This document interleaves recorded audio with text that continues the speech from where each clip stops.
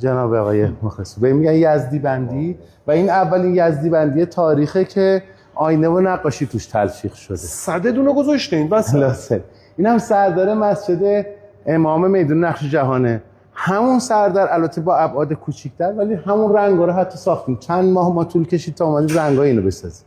الان من می‌خوام ببینم کاربری این عمارت چیه؟ اینجا موزه نه تا 2-3 ماه آینده کاربری اصلیشو بهش میدیم که پارچه زربفته. اینجا یه دستگاه پارچه زربفت میاریم میذاریم و زیرش موزه زربفتمون انجام میدیم. اینجا هم همینطور. زربفت گرانترین پارچه کره زمینه و اوج هنر ایرانیه که از چند هزار سال پیش تا الان وجود داشته. خب الان یعنی کسی بخواد بیاد اینجا بازدید برای عموم آزاده؟ نه خیر، فعلا برای عموم آزاد نیست، اما ثبت نام میتونن بکنن. به صورت ثبت نامی با اطلاعات قبلی میتونن تشریف بیارن.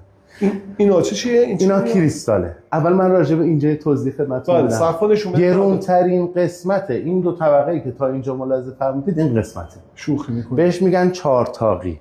چهارتاقی یه داستان خیلی جالبی داره. بالاترین سطح پذیرایی 2 تا پادشاه از همدیگه زیر چهارتاقی بود.